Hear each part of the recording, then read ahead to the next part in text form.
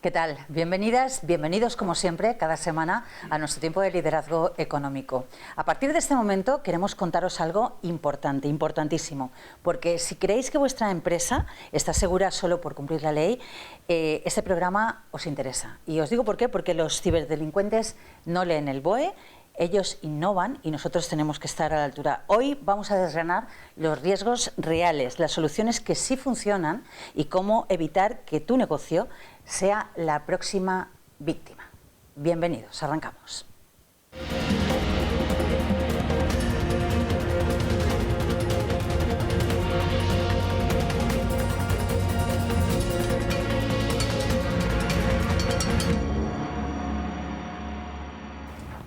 Para hablar de un tema importante, importantísimo, de plena actualidad, y creemos también que de muchísimo interés tenemos la oportunidad de contar con 4 personas que saben muchísimo de esto.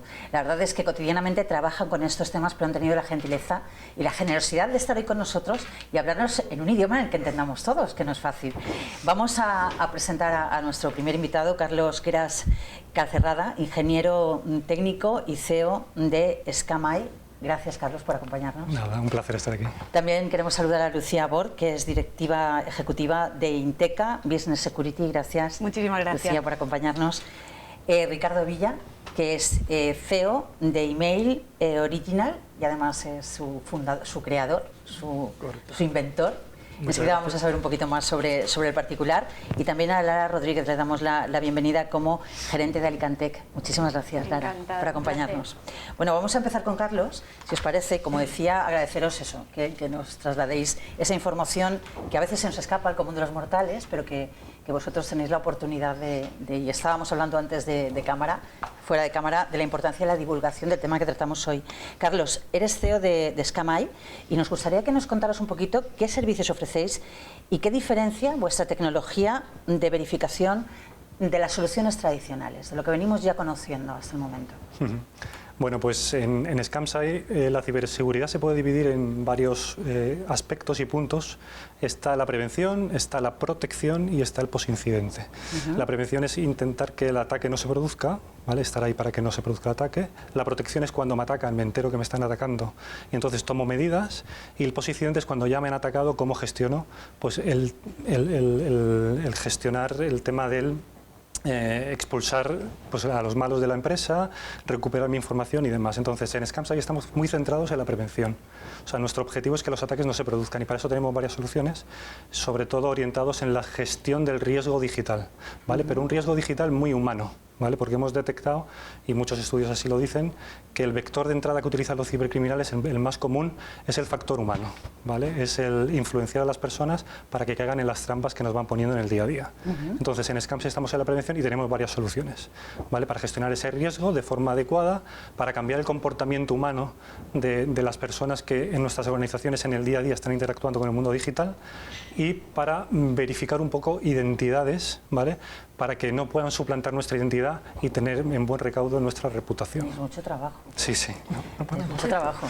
Esto de alguna manera, ¿cómo se consigue? Bueno, vamos a desvelar ahora todo esto, pero es importante, sobre todo, lo digo porque hay empresas que nos pueden estar viendo, representantes y directivos de empresas que puedan pensar que esto es para grandes corporaciones, pero esto lo mismo le afecta a una pyme que le afecta a una multinacional, entiendo. Sí, un gran error es pensar que porque nosotros somos socios y dueños de una pyme o trabajamos en una pyme no vamos a ser objetivos. Eso es una creencia totalmente errónea. O sea, al final los cibercriminales lo que hacen es automatizan los ataques y no se fijan en las empresas en función de su tamaño, sino se fijan en las empresas en función de su vulnerabilidad, ¿vale? Entonces, al final, ¿esto cómo se consigue? Como me preguntabas, pues se consigue nosotros utilizamos una herramienta en la cual tienes pues bueno, cinco pilares en el cual trabajamos mucho con el usuario, ¿no?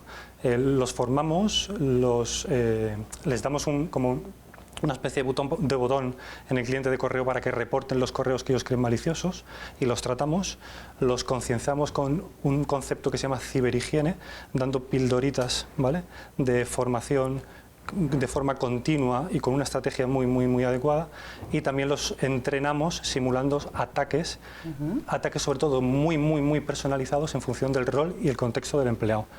Y lo más importante de todo esto es cómo reaccionamos o qué conclusiones sacamos cuando el empleado está interactuando con esta herramienta. Y eso lo hacemos midiendo absolutamente todos los movimientos que realiza el empleado con esta herramienta en el día a día. Yo creo que eso tiene mucho que ver con lo que te quería preguntar. Podríamos decir la inteligencia artificial en el ataque. Se dice que el 80% de los ataques por email ya usan la inteligencia artificial para ser convincentes, como nos estabas comentando. Sí. ¿Cómo detecta vuestra herramienta una estafa, por ejemplo, generada por una máquina?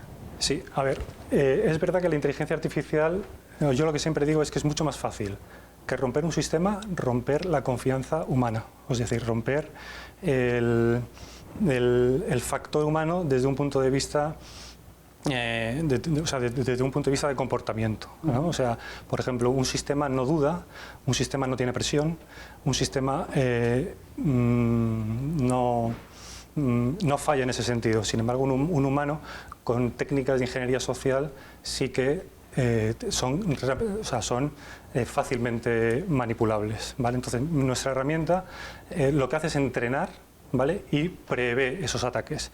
No los detecta, sí que los detecta porque sí que existe un botón de reporte en el cual cuando el empleado detecta o cree que un email es malicioso, lo que hace es reportar a sistemas y sistemas intenta hacer ese filtrado y decirle al empleado si ese mail es malicioso o no lo es, ¿vale? Como los que hacen la autopsia, básicamente. Exacto, efectivamente. Vale. Muchísimas gracias, Carlos. Nos has ampliado muchísimo esta información. Enseguida vamos a volver porque hay mucho tema que cortar en esta jornada. Pero queremos también hablar ya con Lucía Bor, que como decíamos es directiva ejecutiva de Inteca Business Security. Y nos gustaría, Lucía, que desde vuestra empresa nos cuentes cómo debe integrarse hoy la ciberseguridad en la estrategia global de una empresa y sobre todo si es un gasto o es una inversión. Sé lo que me vas a decir. Sí, bueno. Bueno, pues qué buena pregunta, porque al final es una de nuestras funciones principales. Justamente, como bien especificabas, muchas veces toda esta parte de la ciberseguridad se ve más como un gasto que como una inversión. Entonces, uno de los trabajos más complicados, por ejemplo, de un CISO, un responsable de seguridad de la información de una empresa, es justamente justificar de cara a la dirección que ese proyecto que él está intentando que se apruebe dentro de la empresa, me refiero proyecto de ciberseguridad, realmente es rentable, cuando claro, lo que trata ese proyecto es de que no pase nada, ¿no? Entonces, pues bueno, una de nuestras funciones es justamente trabajar con ellos y demostrar el impacto positivo de un proyecto o de una determinada integración o implantación de herramienta, demostrar que efectivamente eso va a tener un retorno de inversión porque es más caro, digámoslo así, que pase o que ocurra un ciberataque que efectivamente todo ese proceso de prevención, ¿no? Como digo yo, siempre es más barato y más fácil prevenir que curar cuando ya ha pasado algo. Habla también, Carlos, de la especialización en esa prevención. Vosotros prácticamente, bueno, pues también tenéis esa máxima, ¿no? Y sí que me gustaría, porque hemos estado hablando de ese eslabón débil, que es el factor humano, siempre que se menciona ese factor humano, tendríamos que definir, ¿no?, cuáles son los dos errores más comunes que comete un empleado hoy en día. Mira, para poder evitarlo, porque a lo mejor lo están cometiendo y no lo saben que lo están cometiendo. Efectivamente, todo esto depende mucho de una serie de principios psicológicos y sesgos cognitivos que al final los ciberatacantes van a utilizar, porque pues al final lo que están analizando, como comentaba Carlos, no es esa parte técnica, sino es esa parte psicológica, ¿no?, del ser humano. Entonces, uno de los principales errores, diría yo, que comete el ser humano muchas veces es la rapidez y la urgencia con la que queremos hacer todo, ¿no? Como digo yo, pues no hay nada en esta vida que no podamos esperar 2 minutos a ejecutar, pues sin pararnos a pensar, ¿no? Aunque sea eso, 2 minutos, si no es necesario más. Y luego, en segundo lugar, no sería un error, sino más bien sería una buena práctica, o sea, que va ligada a ese error, que es el sentido común.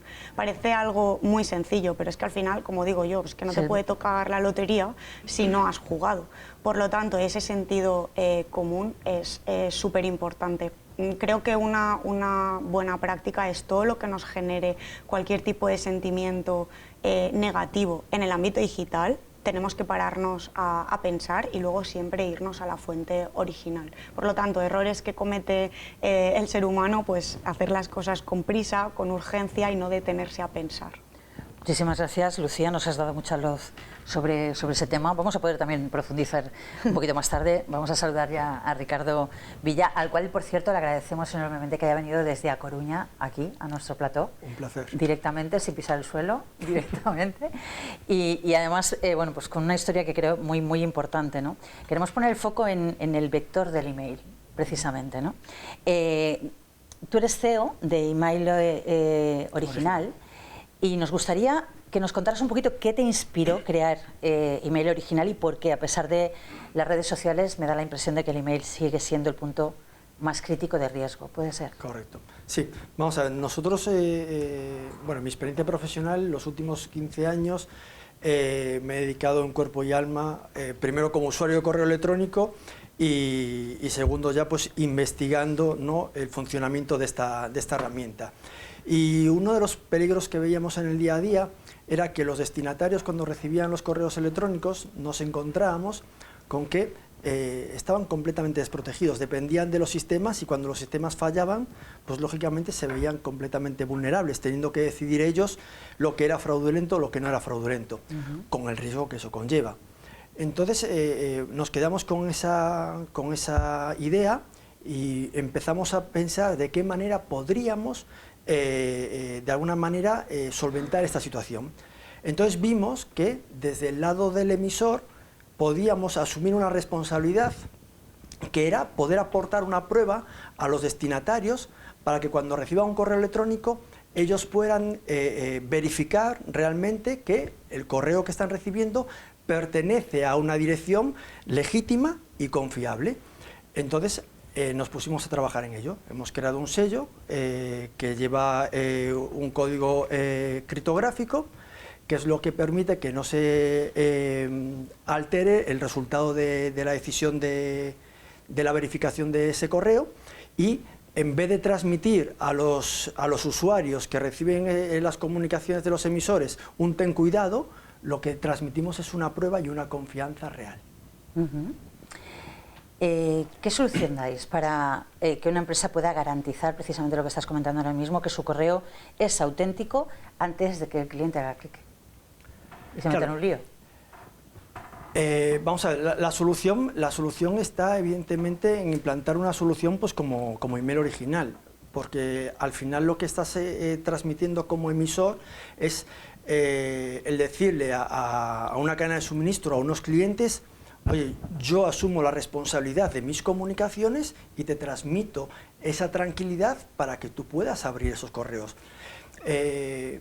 Lejos de, digamos, de competir, ¿no?, con la concienciación y la formación que nosotros consideramos que es necesaria, ¿vale?, al mismo tiempo estamos invirtiendo en no solo quedarnos con un ten cuidado y delegar la responsabilidad al usuario, que al final el usuario, digamos que es el eslabón más débil. Sí, es como entonces, ya te apañarás, ¿no? Efectivamente. Entonces, ¿qué buscamos? Buscamos la manera de que, aparte del conocimiento que adquieren en el día a día con la concienciación, que al mismo tiempo tengan una certeza para que su decisión pueda ser rápida. Por ejemplo, en vez de tardar 2 minutos en poder verificar un correo electrónico, pues que lo puedan hacer en cuestión de 1 segundo, 2 segundos. Eso también posiciona como marca y además yo creo que con rigor específico a la empresa que lo tiene, ¿no?, respecto de sus clientes. Claro, es decir, date cuenta que a nivel reputacional, claro, si cada vez que tú recibes un correo mío sabes que yo me preocupo por tu seguridad y que puedes verificar que ese correo que te está llegando pertenece a una dirección confiable, ¿cuál es el resultado? Te quiero un poco más, te quiero más. Yo creo que sí. Y si además, cuando tú me envías un email a mí, lo haces con el mismo sistema y yo lo recibo, yo también te voy a querer mucho más. Pues nada, es de lo que se trata, ¿eh? En todo esto además sé que hay mucho amor porque hay muchas horas, sí, mucha dedicación y sobre todo, bueno, pues muchas ganas de que la sociedad en la que vivimos, a pesar de la evolución, bueno, pues sea cada vez mejor, ¿no?, y sea para todos. De eso se encargan las personas que también tienen una clara vocación de asociacionismo. Y si hay una asociación que es pionera y que sin duda alguna es punta de lanza, es precisamente Alicantec. Tenemos la oportunidad de hablar con Lara Rodríguez, que es precisamente la gerente de Alicantec, y nos gustaría que nos contaras en qué punto y desde tu punto de vista, desde el punto de vista de la asociación, ¿en qué punto de madurez digital están nuestras startups y nuestras empresas en la provincia de Alicante? Bueno, pues la provincia de Alicante tiene un gran sector empresarial y sí que vemos una diferenciación. Nosotros estamos centrados en empresas tecnológicas, pero aquí hay que diferenciar, porque puede haber empresas que desarrollan tecnología y empresas que utilizan esa tecnología en sus procesos, que hoy en día son la mayoría, sean del sector que sean. Entonces sí que vemos, tanto en las acciones que nosotros desarrollamos como en los servicios que dan nuestras empresas que sí que desarrollan tecnología al resto de usuarios, una madurez digital que del resto de empresas que no están en este ámbito, que aún se encuentran un poco en fase de concienciación. Esto quiere decir que se están empezando a dar cuenta de lo que de verdad les puede servir el uso de inteligencia artificial o de herramientas como la que comentaba Ricardo, para de verdad hacer un buen uso y un uso consciente al final de todas las herramientas con las que trabajan día a día y poder así llegar pues a tener más seguridad y hacer una inversión, como comentaba también Lucía, tener ese retorno, ¿no? Al final trabajar con una seguridad y dar esa confianza tanto internamente como externamente con sus clientes. Sí, porque precisamente yo no sé si se toman muy en serio los riesgos o solo se reacciona cuando ya hay un problema. ¿Qué se está dando más? Pues, lo segundo. Como decíamos que estamos aún en esa etapa de concienciación, casi siempre es la reacción.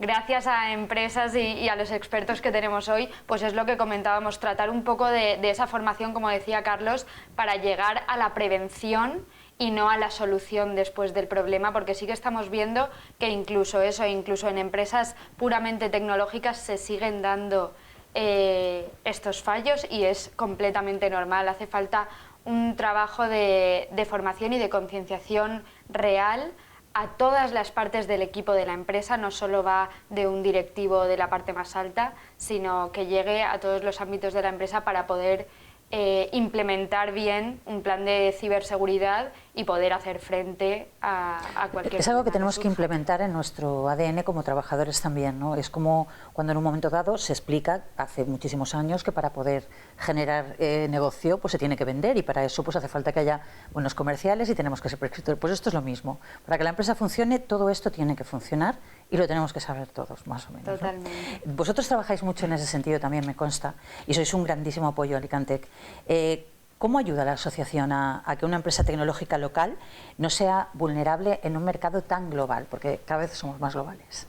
Nosotros intentamos, sobre todo, colaborar con las máximas entidades que tenemos aquí en la provincia y también a nivel nacional e incluso internacional en muchas ocasiones en la realización de todo tipo de talleres, actividades que puedan ayudar a nuestros socios.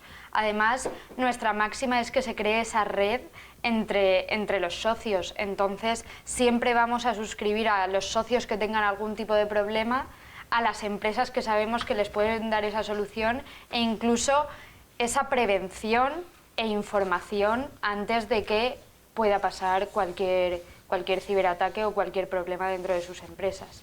Yo estaba diciendo al principio que los ciberdelincuentes no leen el BOE, que ellos innovan, y es verdad que a veces pensamos que son gente que está metida ahí en una cueva haciendo tonterías y es mucho más grave el problema. Esto es algo que quiero lanzaros antes de que nos vayamos a publicidad, porque vamos a entrarnos de lleno en el tema. ¿Tenemos que ser realistas respecto a ese mundo oscuro? ¿Tenemos que conocer un poco más también de ese mundo oscuro? Además es una realidad del día a día y que no podemos ignorar. Yo siempre digo que en el día a día todos interactuamos con herramientas digitales y nuestro mundo está en lo digital, nuestro mundo está volcado en Internet. Entonces a mí cuando me preguntan si el Internet, como tú dices, es peligroso o no es peligroso, si tenemos que ser conscientes o no, yo siempre pongo el mismo símil, ¿no? Imaginaos Internet como una ciudad donde la peor ciudad que os podáis imaginar en el mundo es de noche, no hay iluminación, no hay seguridad y tú vas paseando por esas calles y lo más peligroso es que tú no eres consciente de que el peligro está detrás. Bueno, pues eso es Internet. Entonces tenemos que estar muy alerta, tanto a nivel empresarial como a nivel personal, porque como tú dices, los cibercriminales van por delante del BOE y se adelantan y tienen una inventiva brutal y esto evoluciona muy rápido. Entonces hay que estar muy, muy, muy alerta. ¿Vale? ¿Queréis añadir algo a lo que acaba de comentar Carlos? Yo simplemente quería añadir la idea, estoy totalmente de acuerdo con lo que ha dicho él, porque al final creo que algo en lo que nosotros como especialistas en todo esto trabajamos mucho, en esa parte de divulgación, es el hecho de que actualmente el porcentaje mayor de delitos que se cometen en nuestro país son estafas informáticas. De hecho, creo que, bueno, no habrán salido ahora todavía los datos, pero el año pasado estábamos en un 80-85%. Entonces, yo siempre pongo el símil trasladado al ámbito físico de que cuando nosotros estamos en nuestra casa, pues te vas a dormir y cierras la puerta con llave, pues porque quieres proteger tu integridad física. Con armas, etcétera. Claro, quieres proteger tu infraestructura, o sea, el contenido de tu casa, de tu vivienda, de tus seres queridos, y eso no lo estamos pasando al ámbito digital, que es donde tenemos toda nuestra información. Entonces, pues al final es también el trasladar a las personas, empresas, justamente esa idea. Igual que protegemos nuestro ámbito físico, pues tenemos que proteger nuestro ámbito digital, que es donde tenemos absolutamente toda nuestra información. ¿Quieres añadir algo, Clara? Un poco suscribir, porque creo que eso que es importante es lo que volvíamos a hablar, esa concienciación, gracias a ellos que hacen esa divulgación, y pararnos a pensar realmente en que esto está suponiendo un problema y que tenemos que ponerle remedio. Yo casi añadiría que, estando de acuerdo con todo lo que mencionáis, que quizás nos toca pensar en un plan de acción, ¿vale? Ese plan de acción para intentar mitigar todos estos fraudes, porque realmente el problema lo conocemos. De hecho, llevamos años conociendo el problema, y creo que la solución no es quedarnos en un simple ten cuidado. Creo que al final es una oportunidad de oro para que las empresas tecnológicas trabajen y piensen de qué manera podemos ser proactivos para poner las herramientas en manos de los usuarios, que es la parte en la que nosotros tratamos en nuestro día a día, pues evidentemente de llegar a esa parte. Enseguida vamos a volver, porque nos vamos a ir con unos consejos importantes, pero queremos tener una segunda parte intensa, porque lo comentabais fuera también de cámara, este tema da para muchísimo, y adentrarnos de lleno en todos y cada uno de los puntos es complicado. Pero yo os invito a todos vosotros que nos mováis, entre otras cuestiones porque no es suficiente cumplir la ley para estar seguros, también hay que asegurarse de que se cumple, y quién cumple con la responsabilidad cuando la tecnología existe pero no se usa. Lo debatimos, lo comentamos, lo hablamos en un minuto. Volvemos enseguida.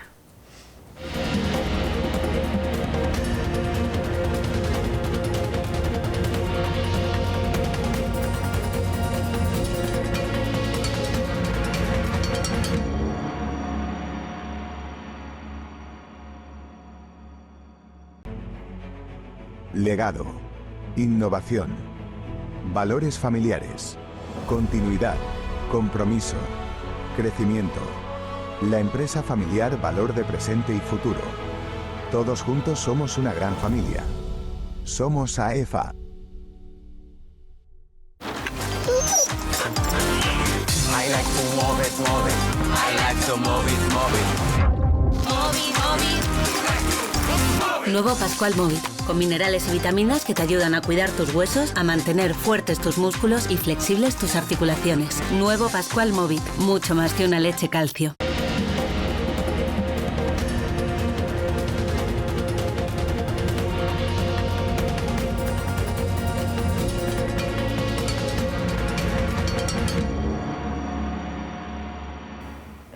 Probablemente la concepción de las cosas hace que a veces, bueno, pues nos equivoquemos. Lo estábamos comentando antes, el factor humano es fundamental. El fallo de ese modelo actual que tenemos probablemente sea la regulación contra o versus la realidad. Cumplir la normativa, como decimos, no equivale a estar protegido, que es lo que muchas veces pensamos, ¿no? Yo cumplo con esto, me han exigido tal, yo lo tengo y ya está. No estamos protegidos, como tú estabas comentando muy bien antes, ¿no? Estamos creando empresas que solo rellenan checklists legales mientras los criminales están innovando, por ejemplo. Os lanzo la pregunta a todos. Yo creo que desgraciadamente sí. Yo creo que la toma de decisión, sobre todo las empresas grandes, son complejas. Hay que convencer a muchísima gente dentro de un consejo de administración y que de alguna manera pues dilata muchas decisiones.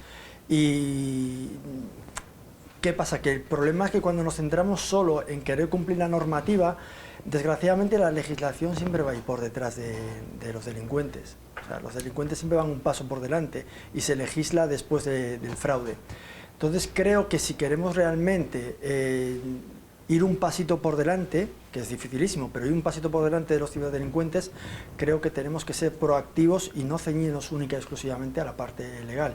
Si nos ceñimos solo a la parte legal, creo que la batalla la tenemos perdida ya de antemano. Sí. Sí, nosotros eso, por ejemplo, nos lo encontramos muchísimo con todo el tema de certificaciones, incluso con la ley de protección de datos. O sea, hay muchas empresas que dicen que están adaptadas, pero realmente solamente tienen una serie de documentación que luego no tienen implantada. Lo mismo con certificaciones tipo Esquema Nacional de Seguridad o ISO 27001, que al final son relacionadas con seguridad de la información. Hay muchas empresas pues, que directamente necesitan esa certificación pues para licitar o para trabajar con un determinado cliente y simplemente se preocupan de obtenerla, pero no de que realmente haya un sistema real de seguridad de la información dentro de la empresa, y al final esto es lo principal, porque es como decías, y al final haces toda esa parte preventiva. Luego, si pasa algo, porque hay que tener en cuenta que el riesgo cero no existe, esa parte de recuperación de un incidente pues va a ser muchísimo más sencilla, incluso posible, porque hay veces que si no tienes esta primera fase bien, luego pues no te puedes recuperar de un incidente. Entonces esto pasa mucho más de lo que nos imaginamos. Pero ¿quién es el responsable si la solución técnica existe? Lo hemos visto tanto con la empresa de Ricardo como la de Carlos, pero la empresa en cuestión no la implementa. ¿Quién es el último responsable? Porque esa herramienta ya existe. Sí. ¿Cómo lo hacemos? El responsable lo dice claramente, directivas que se van a extrapolar ya, como la NIS 2, el responsable es el director general, el gerente o el CEO. O sea, tienen responsabilidad personal. Entonces esto hay que tomárselo muy en serio. O sea, no solo para proteger nuestra información, sino porque ya hay legalmente hay consecuencias si no se aplican este tipo de tecnologías. Por cierto, ¿qué consecuencias? Por poner algún ejemplo. ¿Consecuencias legales? Sí. Sobre todo multas administrativas, personales. Y llegando a ser penales incluso. Sí, llegando a ser penales dependiendo de la magnitud de la exfiltración y demás. ¿Vale? Pero es que el valor económico es muy alto, muy elevado. Hay algunas sanciones que el valor económico de esa multa o esa sanción es muy elevado. Entonces hay empresas, nosotros conocemos casos de empresas que por un incidente de seguridad han tenido que cerrar porque no podían asumir ni el coste ni el coste de la sanción, multa, ni todas las indemnizaciones que a lo mejor tenían que pagar porque habían afectado a clientes, etcétera, etcétera. Entonces es un problema bastante gordo. Yo sé que estáis haciendo un grandísimo trabajo como profesionales y como expertos en cada una de vuestras radios de acción, pero yo ahora mismo me estoy preguntando si realmente las administraciones, que en ocasiones tienen que ser los garantes pues de la seguridad de los ciudadanos y ciudadanas en general, esto lo tienen claro y si están haciendo algo para que todos nos enteremos muy bien de esto, no un trabajo como el que estáis haciendo vosotros desde una perspectiva profesional y con muchísima generosidad, por cierto. A ver, yo creo que estamos empezando a poner mimbres para que esto sea así, ¿no? Nosotros, por ejemplo, desde Galicia, con Amtega, están muy interesados en dar pasos al frente en este tema. Sí que es verdad que desde la pandemia hasta aquí, o sea, todo ha evolucionado muy rápido, o sea, nos hemos digitalizado sí o sí, ¿no? O sea, a nadie le han preguntado cómo te quieres digitalizar, lo hemos hecho ya sobre la marcha. ¿Qué pasa? Que al mismo tiempo que nos estamos digitalizando, el fraude venía de la mano.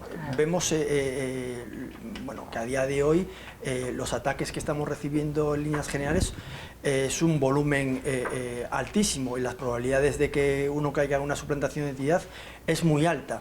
Entonces esto requiere, lógicamente, de ese análisis, de decir, oye, hasta ahora hemos estado trabajando de una determinada manera que más o menos era fiable y que, bueno, pues oye, la gente podía discernir de una manera muy simple si un correo era legítimo o no legítimo, pero es que ahora ya entramos en un escenario en el que ya no es así. De algo que se empieza a hablar ahora, por ejemplo, con la integración de la inteligencia artificial con el correo electrónico, estamos viendo que hay destinatarios que reciben los correos y antes de interactuar el usuario con el correo, ya está interactuando la inteligencia artificial con ese correo electrónico. Le estamos dando una información a la inteligencia artificial que no sabemos ni qué información le estamos dando. Y me explico. Dentro de un contenido, un correo electrónico que leemos, normalmente en negro, puede venir un texto en blanco con un código que no sabemos qué es lo que realmente nos está pidiendo y directamente ejecutarlo la IA y puede provocar un incidente. Esto por explicarlo de una manera muy sencilla. Eso a ojo humano no es perceptible. Entonces, ¿qué pasa? Dejar esta responsabilidad en manos de un usuario es un peligro y sobre todo, absoluta. Claro, y sobre todo porque si estamos hablando entre empresas, el usuario tiene una responsabilidad, que es toda una compañía y toda una cadena de suministro, porque una infiltración de datos, ¿cuál es el coste de esa infiltración de datos? A mí me preguntan muchas veces, oye Ricardo, pero ¿cuál es el coste de un incidente? No te puedo contestar, depende del incidente. Podemos hablar de millones.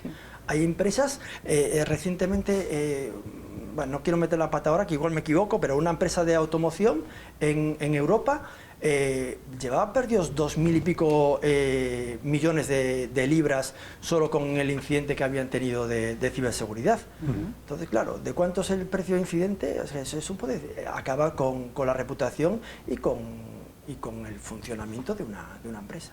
De hecho, quería hablar precisamente de ese tema, poner el foco concretamente en el impacto económico del miedo, podríamos decir, ¿no? La ciberseguridad ya no es un tema de informática, es sin duda un tema de negocio, y yo no sé, y por eso quería, bueno, pues también abrir la pregunta para los cuatro, y sobre todo, bueno, pues Ricardo y Lucía, ¿cómo afecta un ataque de phishing a la cuenta de resultados y a la reputación de marca, por ejemplo?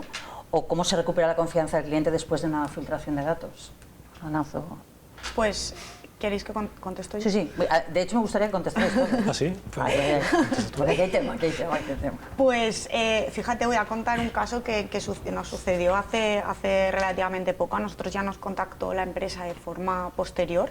Esto era una pyme del sector textil. Habían tenido un tema, una suplantación de una factura y el coste para la empresa habían sido cerca de 120.000 euros. Esto estamos hablando de una empresa de 30 o 40 trabajadores, más o menos. Entonces, tal y como comentaba antes Ricardo, el coste de tanto phishing o ciberataques relacionados con la ingeniería social es que no se puede estimar un coste determinado porque va a depender, es lo que quieran los ciberatacantes.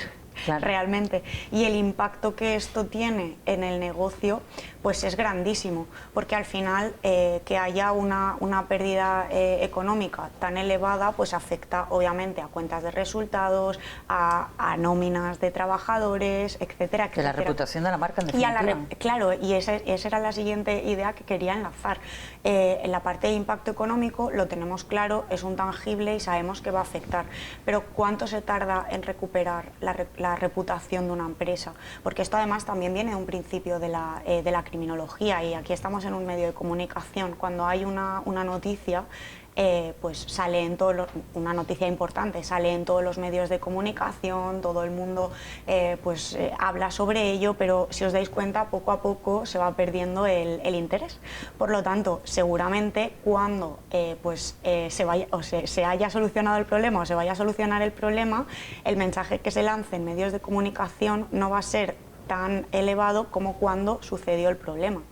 Por lo tanto, la reputación, esta idea ligada a la reputación es que cuesta muchísimo de recuperar, porque el impacto no va a ser tal como cuando realmente ha sucedido el problema, en este caso el incidente de seguridad. Para tomárselo en serio. De todas formas, sé que la pregunta era muy abierta y queríais intervenir vosotros también. Carlos. Sí, a ver, afecta sobre todo a la continuidad del negocio. en todos los sentidos y en todos los aspectos, ya no solo económicos, sino también en paradas de producción, en no poder operar en tu día a día como empresa. Y yo quería comentar que aparte de todo eso, las secuelas morales y emocionales que deja un ciberataque son altísimas, claro, porque los días posteriores a un ciberataque son días de muchísima presión. Queremos ver qué ha pasado, qué hemos perdido, cuál es el coste de recuperarlo y queremos volver a la normalidad cuanto antes. ¿A quién afecta? Porque seguramente hay terceras personas o terceras...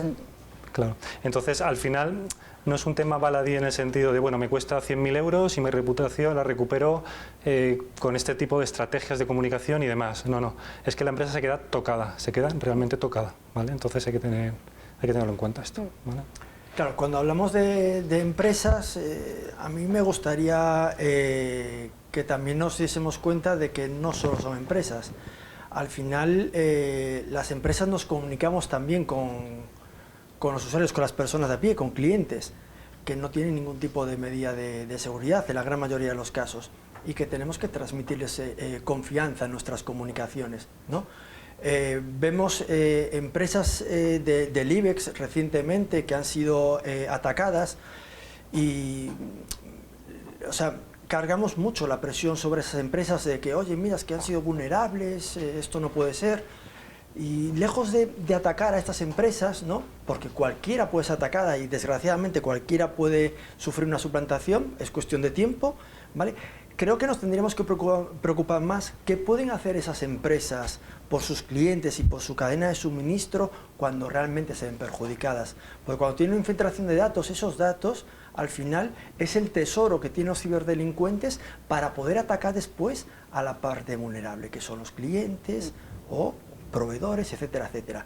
Y ahí creo que es donde realmente nos falta por caminar, que es, está bien que uno cuando reacciona, cuando tiene un ataque, ¿vale? Y reacciona para proteger su empresa, todo eso me parece fantástico y maravilloso, pero ¿qué pasa a la par con los clientes que al final son los que alimentan esa empresa? Y porque también ellos tienen que recuperar la confianza en ti, entiendo. Efectivamente. ¿Cómo se recupera? Claro. ¿Y qué manera? Hoy hay una manera legal, ¿vale? Legal, y ahí está digamos el freno para poder mitigar este fraude.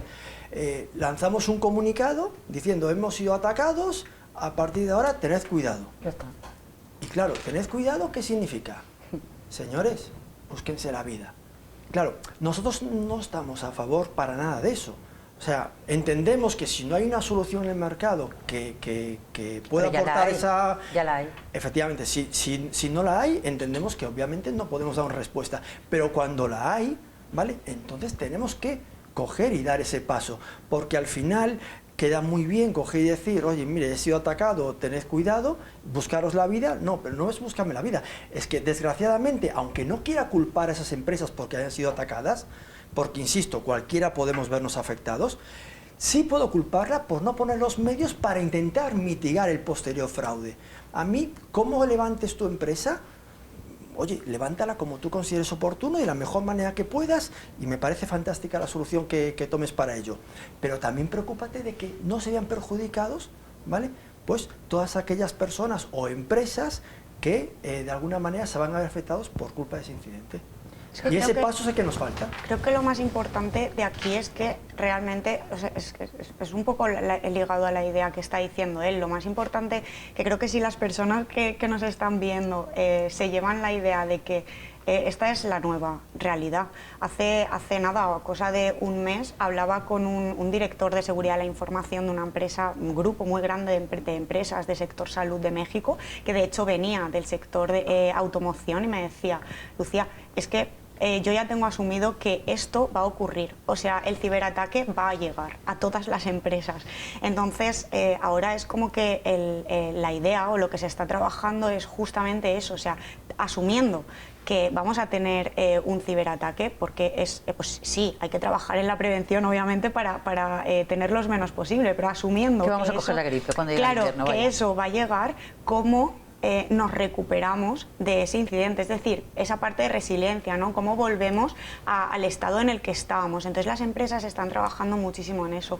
Si nos vamos al ámbito también particular o personal, creo que es exactamente lo mismo. O sea, por eso decía que si las personas que están viendo el programa se llevan la idea de que estamos en una situación actual en el que todos vamos a tener algún problema de seguridad, de ciberseguridad en este punto. Nos dediquemos a esto o no, o sea, a nosotros también nos puede pasar. Claro, por supuesto. Claro, entonces por eso es tan importante todo esto de lo que estamos hablando. Nosotros, por ejemplo, hay una idea que saco mucho en la empresa, nuestra imagen de marca es un dragón. ¿Por qué es un dragón? Porque al final consideramos que todas, tanto empresas como personas, deberían de tener a una figura como un dragón protegiendo su castillo, ¿no? Que al final es esa información que almacenan. Entonces, pues al final que tengan esa idea. Si esto es lo que les podemos proporcionar de este programa, es increíble. De eso se trata precisamente, de acercar esa realidad. Lara, yo veía que sentías la cabeza a lo que decía Lucía. Entiendo que las empresas que también están en Alicantec, eso más o menos lo tienen claro, ¿no? Sí, pero como hablábamos antes, hay que seguir concienciando porque al final es como comentaba Lucía, esto es una nueva realidad. Entonces hay que adaptarse a ella. Al final, el tener miedo a lo que pueda pasar o respeto y paralizar las acciones que vayas a hacer no te sirve de absolutamente nada. Hay que conocer y al final con el conocimiento llegan las soluciones. Conocer, tomar acción, gracias a que ya tenemos herramientas que nos pueden ayudar y al final llegar hasta el final de este proceso. Si al final tenemos claro que en algún momento nos puede pasar, por lo menos adelantarnos y poner todas las herramientas a nuestro favor para que durante el proceso en el que nos ataquen, tanto después, o sea, trabajar también esa resiliencia para que al final podamos volver mucho más rápido a esa realidad a la que siempre una empresa quiere estar, ¿no? Quisiera hablar un poquito del futuro y la carrera armamentística de la IA, me vais a permitir, en estos momentos bélicos que vivimos, ¿no? La IA hace a los malos, dicen, más rápidos, pero ¿nos hace a nosotros más listos? ¿Más estrategas? A ver, la IA en manos no adecuadas es muy peligrosa, ¿vale? Porque ponemos a disposición de todo el mundo la posibilidad de generar, por ejemplo, imágenes, generar imitaciones de vídeos, de voces, de forma muy precisa y muy rápida.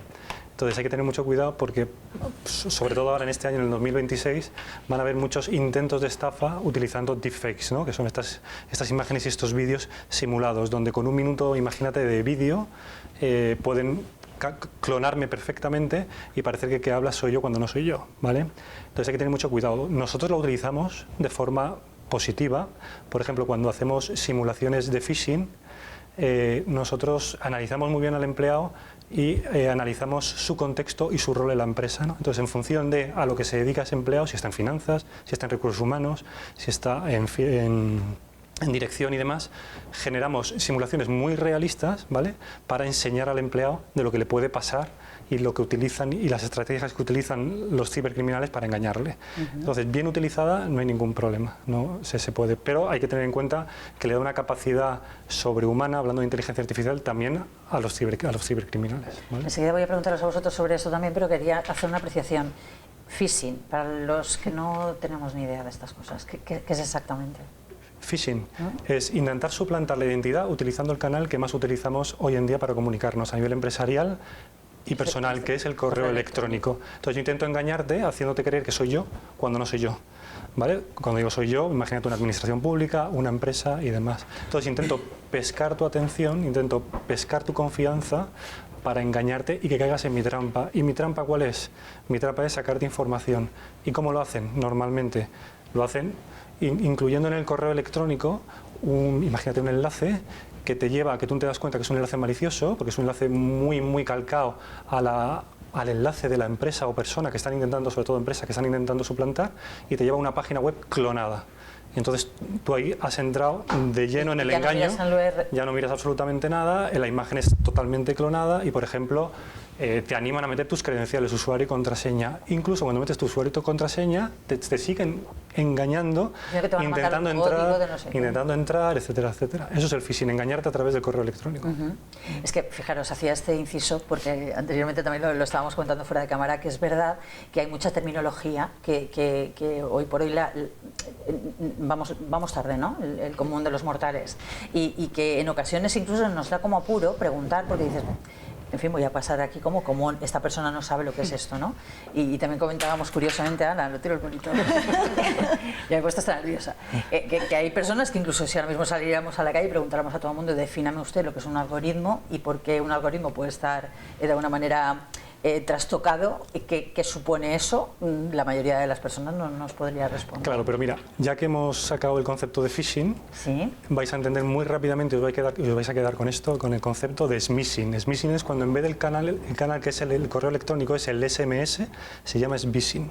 Es smishing de SMS. Y el phishing exactamente igual. El canal no es ni el correo electrónico ni el SMS, es la voz, es una llamada de teléfono que suplanta la identidad, por ejemplo, de un banco, ¿vale? Que te dicen que es ING, que es BBVA y tal. Pues se llama phishing, de voz phishing, SMS smishing y de correo phishing. O sea, muy sencillo. Bueno, la pregunta también que él lanzaba y que nos ha contestado Carlos era precisamente esa, si los malos son más rápidos pero a nosotros nos hace más listos, ¿vosotros cómo lo veis? Ostras, es que te pongo un ejemplo. Actualmente... Me encanta porque con los ejemplos es como nos enteramos. Me encanta. Actualmente las historias clínicas, por ejemplo, en la Deep Web se están vendiendo a precios más elevados que los datos bancarios. O sea, claro, ¿cómo consiguen estas historias clínicas? Hace poco hablaba con una persona sobre el tema de la inteligencia artificial, también en el ámbito de enfermería, salud, etcétera, ¿no? Al final, tal y como decía Carlos, la inteligencia artificial hace que los ciberatacantes, pues obviamente vayan más rápido y con un objetivo más, o con un mejor objetivo, ¿no? Para ellos, claro. Claro, para ellos, claro. Esto lo deberíamos de utilizar también nosotros, obviamente, pero la realidad es que siempre vamos un paso por detrás de ellos, o sea, ellos van abriendo puertas y nosotros vamos detrás intentando cerrarlas, ¿no?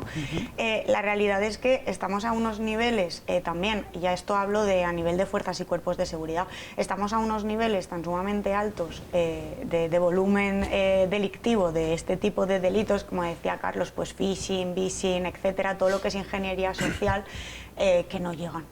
No hay suficiente recurso actualmente, ya no para asumir esos volúmenes, sino también para desarrollar nuevas herramientas, esta parte de innovación. Algo que hace la administración pública obviamente es contar o trabajar en colaboración con empresas privadas para todo esto, ¿no?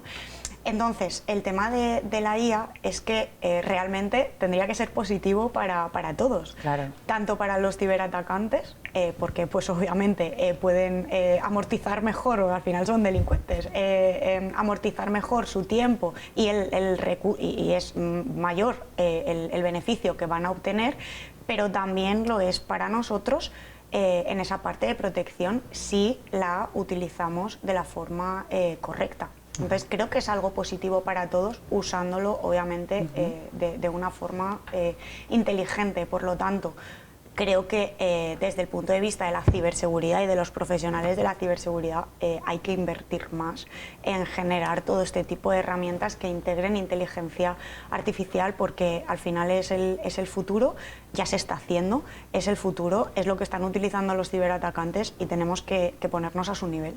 Claro. De hecho, fijaros, yo sé que lo que voy a preguntar ahora os va a resultar un poco peliculero, pero es que escuchándote, la verdad, Lucía, es que yo pensaba, bueno, vamos a ver un momento. La legislación a veces es reducida en un espacio, normalmente, pues si estamos en España o en Europa, a nivel global ya vemos cómo están las cosas, aquí cada uno va por su lado y es muy difícil controlar estas historias, ¿no? Y por eso también es importante saber dónde hay una parte, podríamos decir, de estrategia bélica en el ámbito cibernético. ¿Y dónde está la intención política? ¿Qué ganan los ciberatacantes? ¿O estas personas, quién los mantiene? Yo sé que la pregunta es un poquito, No, es que ¿vale? De película de suspense. Son como empresas, Claro, realmente. No, claro. la pregunta es buena, la Sí. respuesta es compleja. Me lo imaginaba. A ver, el sector cibercriminal, yo he leído por ahí que es, si ponemos en una gráfica el Producto Interior Bruto de Estados Unidos y Rusia, después vendría el sector cibercriminal. Es un sector súper ordenado desde el punto de vista cibercriminal, súper organizado, y es como un negocio más. O sea, para ellos es su día a día. Países donde la legislación deja mucho que desear y tienen montados auténticos call centers para intentar estafar a gente haciéndose pasar por.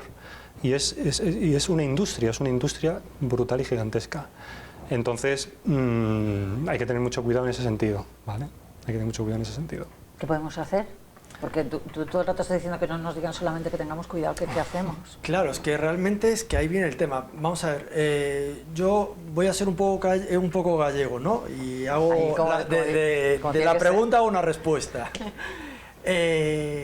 Con el armamento, ¿no? Armamento físico. El armamento físico, si está en buenas manos, pues será positivo. Si está en malas manos, será negativo. Cuando nos vamos al poder, cuando tienen más poder adquisitivo los malos que los buenos, pues desgraciadamente el mismo armamento, el bueno, va a quedar en mal lugar. La inteligencia artificial para mí funciona exactamente igual. Creo que estamos depositando demasiada confianza en que la inteligencia artificial nos va a solventar la seguridad y creo que es un error. Y tenemos la experiencia pues, en el armamento, por ejemplo. No lo va a ser. ¿Qué es positivo a la inteligencia artificial? En muchos aspectos. Claro. O sea, el crecimiento a nivel personal y industrial es importante. Pero a nivel de seguridad, creo que si lo rifamos toda la inteligencia artificial, nos vamos a ir siempre detrás de los delincuentes. No, está claro que un bisturí en la mano de un cirujano no es lo mismo que en la mano de un Y psicópata. fíjate, quería añadir, por ejemplo, si nos ceñimos al correo electrónico, que evidentemente es la parte que nos toca a nosotros en nuestro día a día, aunque hay muchos otros entornos, lógicamente, que también son preocupantes porque también tienen problemas de seguridad, pero centrándonos en el email, que es el vector de ataque más usado a nivel empresarial, a mí la parte que me afecta, ¿vale? Y que realmente me incomoda un poco, es la de que tenemos que ser conscientes de ese riesgo. No vale que estemos hablando constantemente de ese riesgo y que no tomemos medidas. Hoy, por ejemplo, los que estamos aquí en la mesa, ¿vale? Sabemos y tenemos la certeza de que podemos, como emisores, poner cartas en el asunto y trasladar esa confianza a los destinatarios. No podemos seguir hablando, no, es que el usuario tiene que tener cuidado. No, tenemos que actuar, tenemos que hacerlo ya. En estos meses de principios de año estamos viendo, por ejemplo, entidades bancarias, a través del SMS ha salido una tecnología nueva que se llama RCS, que es el emisor el que realmente se verifica, ¿vale? Y el que traslada la confianza al destinatario, que recibe mensajes que pueden verificar que realmente son de ese emisor de confianza. Por lo tanto, estas corporaciones ya se han dado cuenta que son ellas las que tienen que tomar conciencia de que se tienen que responsabilizar de sus comunicaciones y trasladar esa confianza a los usuarios. Y eso simplemente hay que replicarlo en el resto de entornos que manejemos. Y aquellos entornos que no nos permitan manejar eso, pues directamente tendremos que cuestionarnos si tenemos que utilizarlos o no. De hecho, es importante, y aquí se ha mencionado ya, que no es una cuestión exclusivamente de los responsables de la empresa. O sea, es algo que tenemos que incorporar y que tenemos que interiorizar absolutamente todas las personas, inclusive aunque no estemos en una empresa, vaya.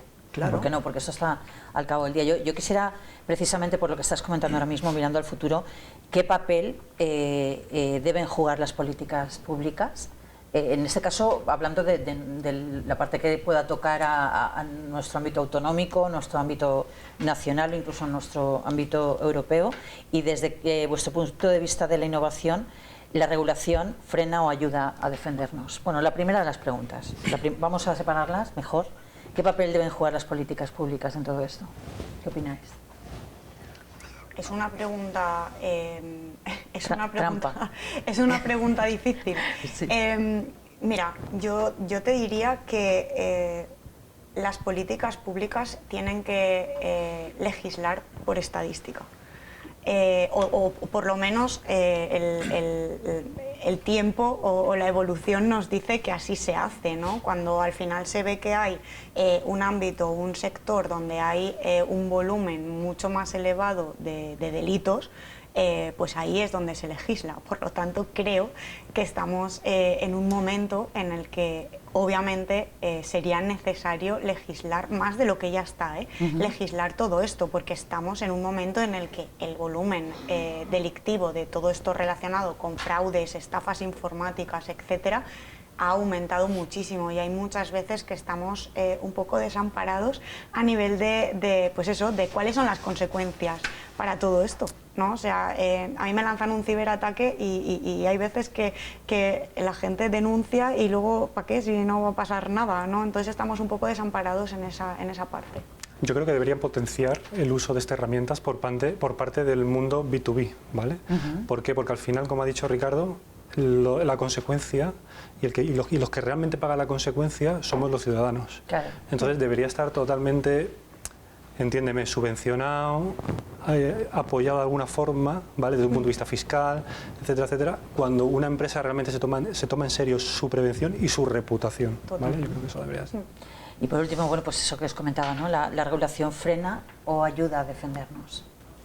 La regulación frena. ¿Es necesaria la regulación? Rotundamente sí, pero es que tenemos que ser proactivos, tenemos que ir por encima de la regulación. O sea, cuestionar la regulación creo que es un error, ¿vale? Porque es necesaria, pero si no damos un paso más al frente y nos ceñimos solo a la regulación, el resultado ya lo estamos viendo. Sí. Yo creo que más claro que las tristes realidades que vemos cada día, a mí, por ejemplo, la regulación nos dice que si sufrimos un ataque, lancemos un comunicado a los usuarios diciendo que hemos sido atacados, en qué parte hemos sido vulnerables y un mensaje de ten cuidado y se acabó. Sabiendo que hay soluciones en el mercado que podemos ir más allá y que encima pueden ser preventivas para que eso no pase, el no dar ese paso. La prueba está aquí y de hecho, como hemos dicho que has venido desde A Coruña, pero es verdad que hay una alianza importante con la empresa de Carlos y por eso estáis trabajando, ¿no? Algo que agradecemos muchísimo en Alicante. Te agradecemos mucho que hayas venido, que lo sepas. Un placer. En el uso de la palabra, Ricardo Villa, CEO de Email Original, y estamos en el final del programa. Me gustaría que en 30 segundos, si puedes, pues nos dieras un titular, un consejo, algo que quieras que quede destacado. Un consejo que, bueno, yo creo que todos sabemos claramente en qué problema estamos viviendo, independientemente de que conozcamos las palabras que nos suenen más o nos suenen menos. Sabemos que realmente somos vulnerables a determinados ataques, por lo menos en el correo electrónico, y creo que ahora, sabiendo que hay soluciones que pueden mitigar ese fraude, quedarnos simplemente en el hecho de que tengamos que seguir teniendo cuidado, creo que ya damos como un paso hacia un camino ya negligente. Creo que toca actuar y creo que es el momento. Ricardo, muchísimas gracias. Estás en tu casa, Alicante es tu segunda casa y, por cierto, no has actuado como un gallego, has sido al grano, ¿eh? Ha sido certero. Me puse la gorra alicantina entonces. Muchísimas gracias, con todo el cariño del mundo te lo decimos. Un placer, gracias. Lara Rodríguez, gerente de Alicantec, tu titular en estos 30 segundos últimos. Yo diría que, como hemos estado hablando, no es momento de preocuparse, sino de ocuparse, para ver qué podemos hacer con las herramientas que tenemos actualmente, que agraciadamente hay muchas empresas, tanto localmente, que esto sí que lo quiero recalcar, conocer todo lo que desde las empresas alicantinas se está haciendo, o incluso a nivel nacional, pero que tenemos las herramientas muy cerca, utilizarlas y prevenir todos estos ataques que posiblemente van a ocurrir en nuestras empresas. Muchas gracias, pero afortunadamente estáis ahí, Alicantec. Muchas gracias. Lucía, también a ti. Carlos Gras, Calcerrada, ingeniero técnico y CEO de Scamai. ¿Tu titular? Mi titular es que gestionemos y controlemos el riesgo que tenemos en nuestras empresas y en nuestras organizaciones, ¿vale? Como se ha hablado aquí, el mayor riesgo es el humano, es el comportamiento humano, y como hemos expuesto y hemos explicado, existen herramientas que lo miden y que actúan. O sea, no sirve de nada medir si después no actuamos sobre ese riesgo. Así nos evitaremos pues bueno, experiencias desagradables, porque somos capaces incluso de detectar qué empleado o qué persona será la puerta de entrada de un próximo ciberataque. Por tanto, actuemos sobre él. ¿Vale? Y sobre todo, como comentabas anteriormente, porque no es una cuestión exclusivamente económica o podríamos decir material, hay mucha emoción y hay mucho dolor detrás de estos problemas. Muchísimas gracias, de verdad. De nada, también ha sido un placer. Y por último, Lucía Bort, directiva ejecutiva de Inteca Business Security, tu titular. Pues yo diría que las empresas empiecen, porque al final la ciberseguridad es algo que va totalmente alineado a negocio.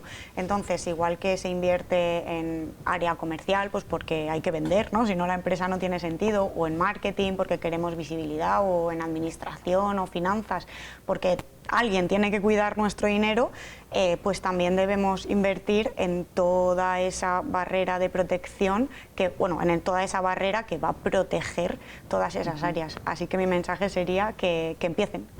De hecho, la tecnología es el motor, pero la seguridad es el cinturón, haciendo un símil con la conducción habitual.